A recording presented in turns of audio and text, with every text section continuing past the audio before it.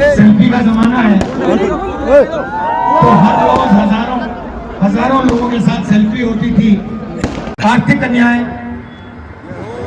सामाजिक अन्याय, और ये कैसे किया जाता है?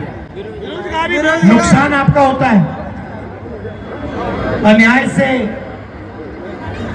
अदानी का तो मुश्किल का तो नुकसान नहीं हो रहा ना। अभी बोलूंगा बेरोजगारी पे, अदानी का तो नुकसान नहीं हो रहा। तो सबसे पहला सवाल, हिंदुस्तान का जो बजट है इसमें पैसा जो आता है, करोड़ों रुपए आता है, अरबों रुपए आता है, ये कहां से आता है? अरे भाई सवाल समझो, जो हिंदुस्तान कहां से आता है? आसमान से टपकता है क्या? गरीबों की जेब से, गरीबों की जेब। मैडम आइए, आप यहाँ आइए जरा। आपका नाम क्या है? विभा पटेल जी, थोड़ी यहाँ खड़े होइए। यहाँ आइए, आप यहाँ आइए, ऊपर आइए। बड़ा आदमी, उसकी इनकम ज्यादा है तो उसका आमदनी के हिसाब से कम परसेंटेज है। तो इस लॉजिक से सबसे ज्यादा जीएसटी का फायदा किसको होता है? स्टार दिखाई देंगे या फिर कभी आपको क्रिकेट के बारे में बोलेंगे, मगर जो आपकी जो मुद्दे हैं 75% के मुद्दे, उसके बारे में तो बोलेंगे नहीं। क्यों? क्योंकि आपका मीडिया पे कोई कंट्रोल नहीं है। मीडिया 5-7% की है। भैया मुझे बात बताओ, सीधी सी बात बताओ, आपका नाम क्या है? भूपिंदर सिंह जी। अगर मीडिया आपका होता तो आप अपने बेटे की शादी मीडिया पे नहीं लगाते क्या? वही तो हो रहा है। तो मीडिया किसानों का नहीं है, मजदूरों का नहीं है, दलितों का नहीं है, पिछड़ों का नहीं है, अरबपतियों का अरबपतियों का है। अब आप कहोगे भैया, आप 75% कहेंगे भैया हमें तो मीडिया चाहिए नहीं। आप कह सकते हो, आप कह सकते हो नहीं भैया हमें मीडिया में मालिकाना हक नहीं चाहिए। तो फिर मैं आपसे पूछूंगा भैया ठीक है बताओ, मीडिया में नहीं हो तो फिर हिंदुस्तान की 200 सबसे बड़ी कंपनियों की लिस्ट निकालते हैं, उनके मालिकों की लिस्ट निकाल देते हैं।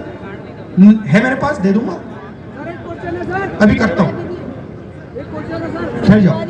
तो उस लिस्ट में मुझे बता दो 75% के कितने? एक भी नहीं, उसमें भी नहीं हो। ठीक है, आप शायद कहो नहीं भैया हम उसमें भी नहीं जाने चाहते, हम पिछड़े लोग हैं, हमें ये नाम दे रखा है, हम उसमें नहीं जाना चाहते। तो फिर मैं आपसे पूछूंगा भैया प्राइवेट अस्पताल जो हैं, मनरेगा की लिस्ट निकालो, मजदूरों की लिस्ट निकालो, वहां आपको मिल जाएगी। मनरेगा तो बंद, कॉन्ट्रैक्ट लेबर की लिस्ट निकालो, वहां आपको मिल जाएगी लिस्ट।